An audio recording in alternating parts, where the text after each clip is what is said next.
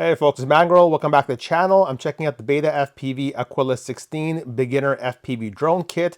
And this kit comes with everything you need to get up and running. It comes with a drone, batteries, goggles, controller, whatever you need is included in the kit. And this thing has been a real blast to fly around here in the basement during the wintertime. We have a really nice BetaFPV carrying case. The actual case itself is semi-rigid, so it will give you a bit of protection for the quad along with all the equipment you need to fly. Opening it up, looks like we have some really nice compartments to keep track of all the equipment, along with some nice Velcroed holders for the quad, along with for the controller and the goggles. We've got a really nice manual here. We'll take a look at this later. First, we have the goggles themselves. This looks like it is your typical budget box goggles. So it's a display at the very top with a mirror to reflect the display. We've got a headband as well. So this is all very, very budget oriented. What I do like is you have the ability of recording DVR. So you can actually record your flights and share those flights with your friends and your family. Next, we have the controller itself. It does come with these gimbal protectors for transportation purposes. And then the controller itself does use a technology called Express LRS, which is pretty modern. So this is the Light Radio 2 Express LRS. So good on BetaFPV for giving you an eLRS radio. This will last you a long time. Next, we have the quad itself. This feels very plasticky and very proprietary, but we got to remind ourselves this is for the budget-oriented beginner. I do like that this doesn't look very intimidating. We can't see all the components, so this is definitely a beginner-oriented quad. I do like the fact that the camera does give you a little bit of adjustability. So depending on what kind of flying you want to do, how fast you want to go, you can bring this down to give you a better view for slower flight. Or if you become more advanced, you could move it up for a bit better view as you're tilting more this way. Otherwise, this does seem pretty good. We do also have a position sensing optical sensor there. And the whole idea behind this is it'll allow you to have a bit more stabilized flight, especially as a beginner when you are starting to fly out. This won't wander around as much. It'll just help you get a better feel for this as you start out. And then in this pouch, we have a lot of goodies. We have the USB connector, so you can connect this to your computer and customize the configuration once you are ready and more advanced. We've got extra propellers and some tools, which is great to see. Next, we have 2 battery packs, and these battery packs are very proprietary. These will only work on the Aquila16. This is not typically what we see in the hobby. We usually have a battery pack like this that we can use on all different kinds of quads. But I keep having to remind myself, again, this is built for beginners. So this just takes away a bit of the scariness of a battery like this. And the batteries themselves, if I take a closer look, they are a 1-cell 1100 milliamp battery. So this is a decent type of battery. Connector is a BT 2.0, which is great. Next, we have the charger and we've got the cable. So really whatever you need to fly is available in this package here. To connect the battery on the right to the charger on the left, you have to use these extension cables. It just seems like a bit of a missed opportunity. Would have been nice just to plug this in right to the charger like this. So let's go ahead and do just a very quick flight here, a very slow flight in the basement. And right now I am running this at 350 milliwatt, which is the highest transmission power of the video transmitter. That should give you a sense of what kind of image you're able to get. Let's squeeze through here. Let's go through here, and we can see that the camera does end up changing color temperature quite quickly. Say hello to me. Let's squeeze through. So you can see it is quite nimble.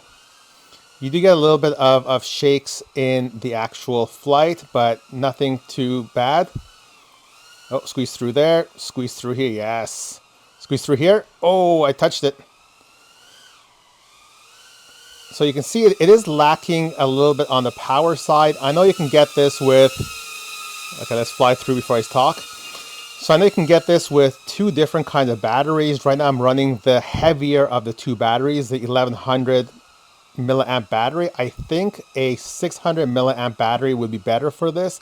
So yes, you'll get a little bit less flight time, but it gets a good 6.5, 7 minutes of flight right now. So you can definitely go with a smaller battery and get a bit more nimbleness of flight. But this is flying pretty good. I did also attempt a couple of outdoor flights on a calm winter day.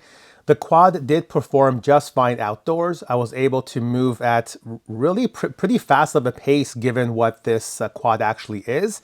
I was able to navigate around the trees, navigate around these limbs and branches without too much difficulty. Unfortunately, the C02 camera does show its shortcomings outdoor even more than it did indoors.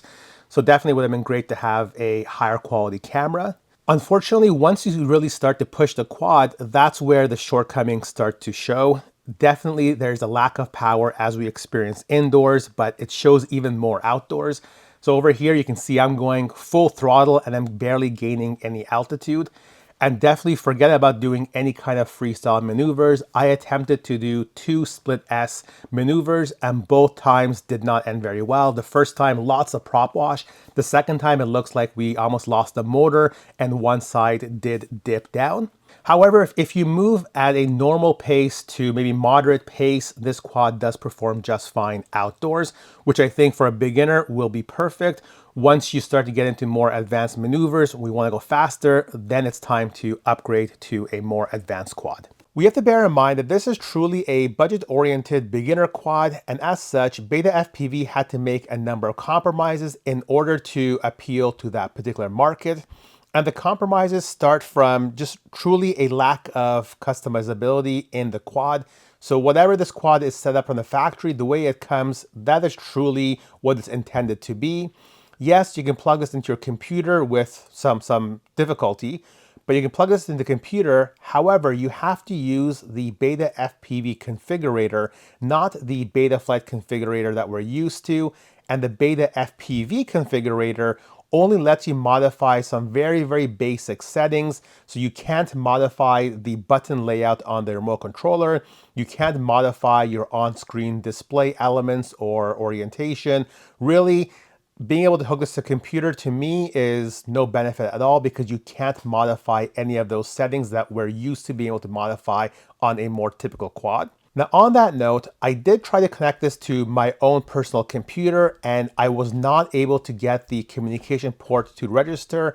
So it looks like there's some compatibility issues with the BetaFPV configurator on some computers. My other issue has to do with the SD button here. This button serves two purposes.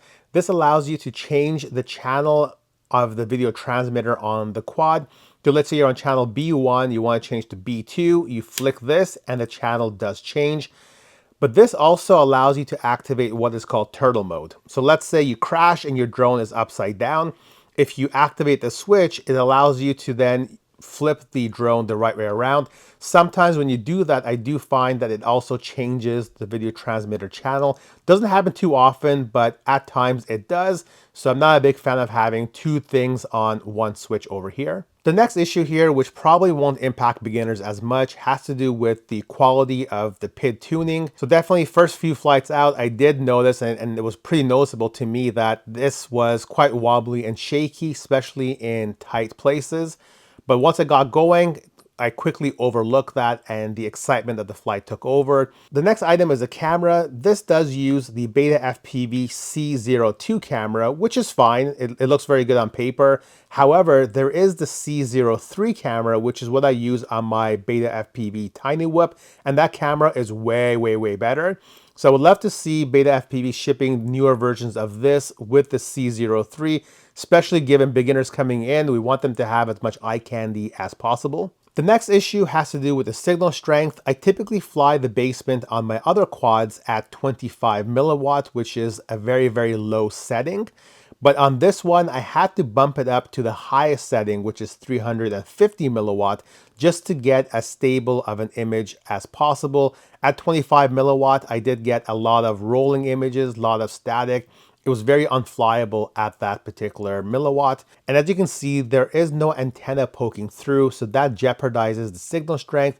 But what we give up in signal strength, we will gain in durability, because typically the antenna is the first thing that ends up breaking. During the making of this review, I had to keep reminding myself that this is a budget-friendly beginner quad. So some of the things I'm used to, like the tinkering, the customizations, those are not things that a beginner would be interested in, especially when they're just trying to figure out how to fly this. And I think BetaFPV has done their best to make flying as simple as possible with the different flight modes, with the plug it in and kind of fly mentality. Having said that, unfortunately, I think that beginners will outgrow the quad itself fairly quickly. However, BetaFPV has provided a remote controller and a pair of goggles that you can continue using as you move on to your next quad. So hopefully you like this video. Make sure to like, subscribe, and comment, and stay tuned for more videos.